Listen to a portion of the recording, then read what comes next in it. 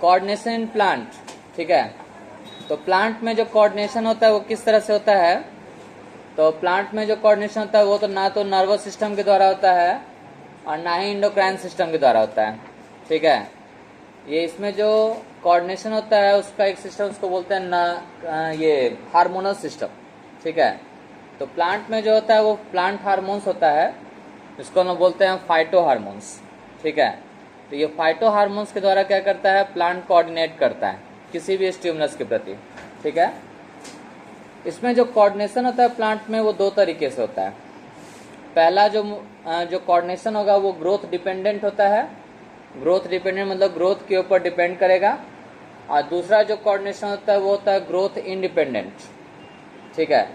तो growth dependent movement of plant और its part in response to external stimulus is known as tropism या tropic movement.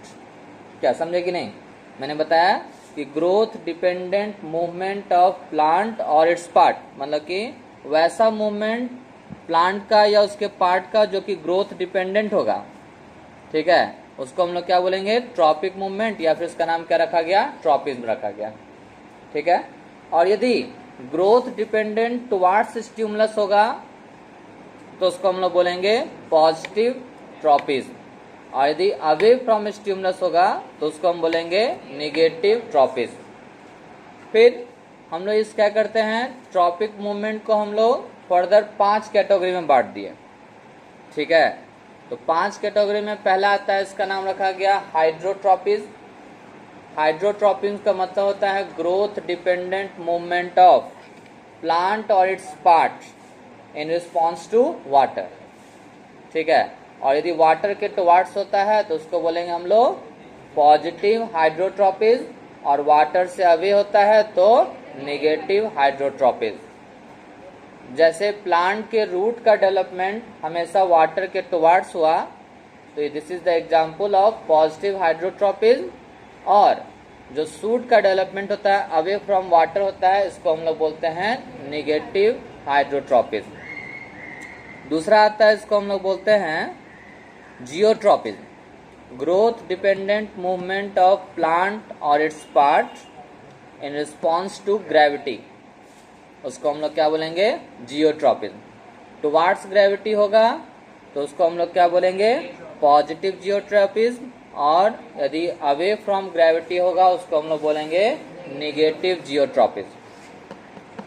क्या समझे? जैसे प्लांट के रूट का जो मूवमेंट होगा हमेशा टुवार्ड्स ग्रेविटी होगा, और सूट का जो मूवमेंट होगा वो हमेशा अवे फ्रॉम ग्रेविटी होगा।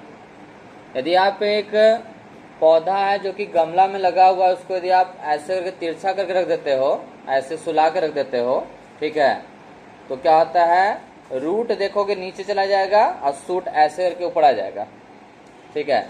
यानी कि टुवार्ड्स ग्रेविटी और अवे ग्रेविटी का ये एक अच्छा एग्जाम्पल है, ठीक है। फिर एक आता है फोटोट्रॉपिज्म। फोटोट्रॉपिज्म क्या होता है? Growth dependent movement of plant और its part in response to light, ठीक है। जैसे वही बात फिर से, जो रूट पार्ट होगा वो हमेशा लाइट के अवे जाएगा, और जो सूट पार्ट होगा हमेशा लाइट के टुवार्ड्स जाएगा। तो सच मूवमेंट इज नोन एज क्या हो गया? क्या नाम रखा जाएगा उसको? फोटोट्रॉपिज्म, ठीक है।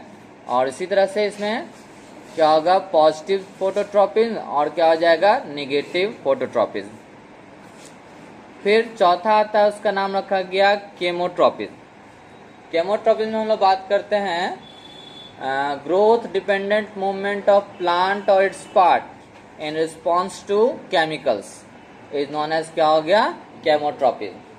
केमोट्रॉपिज्म का एक एग्जाम्पल दिया जाता है इसमें, जैसे जब क्या होता है, स्टिग्मा के ऊपर पॉलन ग्रेन जब फॉल करता है तो स्टिग्मा से स्टाइल से होते हुए ओवरी तक एक पॉलन ट्यूब डेवलप होता है, ठीक है। तो this development of pollen tube after falling of pollen grain on the stigma is the example of chemotropism. समझे? एक और होता है, इसका नाम रखा गया थिग्मोट्रॉपिज्म। थिग्मोट्रॉपिज्म बताया गया कि growth dependent movement of plant और its part in response to touch is known as क्या हो गया, थिग्मोट्रोपिज्म। जैसे एग्जाम्पल ये आता है ग्रोथ ऑफ टेंड्रिल। आप लोग देखे हो क्लाइंबर्स में क्या होता है, एक पतला सा रेसा ऐसा स्ट्रक्चर निकलता है और वो रस्सी के चारों तरफ क्या करता है, विंड हो जाता है, ठीक है, और उसी के सपोर्ट से वो क्या होता है, क्लाइंबर ऊपर बढ़ता है, ठीक है। तो ग्रोथ ऑफ टेंड्रिल भी क्या हो गया, एक एग्जाम्पल हो गया किसका, थिग्मोट्रोपिज्म का। क्या समझे? दूसरा जो कोऑर्डिनेशन का वे होता है प्लांट का, वो ग्रोथ इंडिपेंडेंट होता है। तो ग्रोथ इंडिपेंडेंट जो होगा उसका नाम रखा जाता है नेस्टिक मूवमेंट। क्या बोलते हैं उसको, नेस्टिक मूवमेंट। इसको हम डिफाइन करते हैं, growth independent movement of plant और its part in which the amount of variation of water takes place. Water यानी कि इसको बोलते हैं हम लोग टर्गर चेंज बोलते हैं।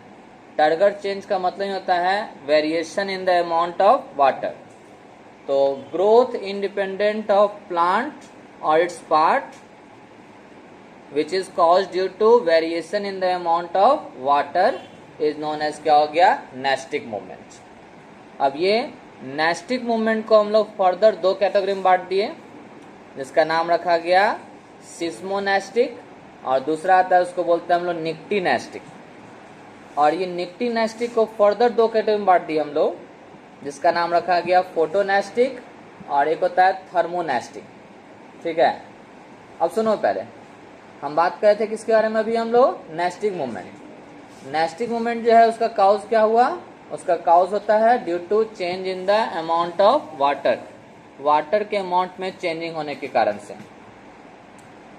इसका जो दो कैटेगरी बताया उसका नाम रखा गया सिस्मोनेस्टिक, यानी कि growth independent movement of plant और part in response to touch. Touch के रिस्पॉन्स में भी क्या होता है, ग्रोथ इंडिपेंडेंट मूवमेंट होता है, तो उसका नाम क्या रखा जाता है, सिस्मोनेस्टिक। समझे? जैसे इसका सबसे अच्छा example mimosa pudica, touch me not plant या छुई मुई। मिमोसा पुडिका एक साइंटिफिक नेम है इसका, टच मी नॉट प्लांट का, ठीक है। आप लोग देखे होंगे जब इसके लीफ को छुआ जाता है या इसके पौधे को छूते हैं तो ये अपना लीफ को फोल्ड कर लेता है, ठीक है। तो लीफ को जो फोल्ड करता है ये एक मूवमेंट हुआ, और ये लीफ को फोल्ड करने में कोई भी ग्रोथ नहीं होता है। ऐसा होता है कि लीफ मतलब छुए तो पत्ता का साइज बढ़ गया फिर फोल्ड कर लिया, नहीं हुआ। तो लीफ को फोल्ड नहीं किया, ये लीफ को मतलब ग्रो नहीं किया, बस फोल्ड कर लिया इसको बिना उसको इंडिपेंडेंट ऑफ ग्रोथ, मतलब क्या हो गया, उसका ग्रोथ का डिपेंडेंस कुछ भी नहीं रहा। तो such a movement is known as क्या हो गया, सिस्मोनेस्टिक मूवमेंट, ठीक है। इसका कॉज भी हम फर्दर बात करेंगे क्यों कॉज होता है ऐसा। ये सिस्मोनेस्टिक होता है। और दूसरा होता है इसको बोलते हैं निक्टीनेस्टिक। तो निक्टीनेस्टिक मूवमेंट क्या होता है, एक ऐसा growth independent movement which is cause due to amount of variation of light, ठीक है, यानी कि diurnal variation of amount of light, यानी कि क्या होगा, दिन और रात में जो लाइट का वेरिएशन हुआ, जो टेम्परेचर का वेरिएशन होता है, उसके कारण से जो मूवमेंट होगा, जो ग्रोथ इंडिपेंडेंट मूवमेंट होगा, उसका नाम क्या रखा जाएगा, निक्टीनेस्टिक, ठीक है। और निक्टीनेस्टिक को फर्दर हम लोग दो कैटेगरी में बांट दिए, जिसका नाम क्या रखा गया, थर्मोनेस्टिक, और क्या हो गया, फोटोनेस्टिक। इसका दो एग्जाम्पल हम लेते हैं दोनों का। जैसे पहला एग्जाम्पल आता है डेंडेलियन, ठीक है। इसको हम लोग हिंदी में कॉमन भाषा में बोलते हैं 10 बजिया फूल। नाम सुने आप लोग, 10 बजिया। नाम 10 बजिया इसलिए पड़ा क्योंकि ये ब्राइट लाइट में क्या होता है, अच्छी तरह से ये खिलता है ना। तो जैसे ब्राइट लाइट में ये अच्छी तरह से खिलेगा, और जैसे ही डिम लाइट इसको मिलेगा तैसे ही क्या होता है, ये मुरझा जाता है, ठीक है। तो ये एक तरह से क्या समझो, निक्टीनेस्टिक मूवमेंट का एग्जाम्पल हो गया। एक और होता है फ्लावर, इसका नाम रखा गया मून फ्लावर। हिंदी में उसको बोलते हैं संजा फूल, क्योंकि इसको डिम लाइट चाहिए फ्लोरिश होने के लिए। जब डिम लाइट मिलेगा तब ये अच्छी तरह से खिलेगा, जैसे ही इसको ब्राइट लाइट मिलता है तो ये क्या होगा, फिर से मुरझा जाएगा, ठीक है। तो इसका दो एग्जाम्पल हुआ। ऐसे फोटोनेस्टिक का एक और एग्जाम्पल, या आप बात कर सकते हो थर्मोनेस्टिक का एक और एग्जाम्पल। जैसे बात करते हो सनफ्लावर, नहीं, सनफ्लावर जो होता है, जैसे जैसे सन घूमता है वैसे वैसे ये भी घूमता है। तो this is also the movement of ये निक्टीनेस्टिक मूवमेंट, ठीक है, ये एग्जाम्पल होगा किसका, निक्टिनेस्टिक मूवमेंट का ही एग्जाम्पल हुआ। बोले इतना समझे। तो this is all about the two types of movement about plant by which they coordinate.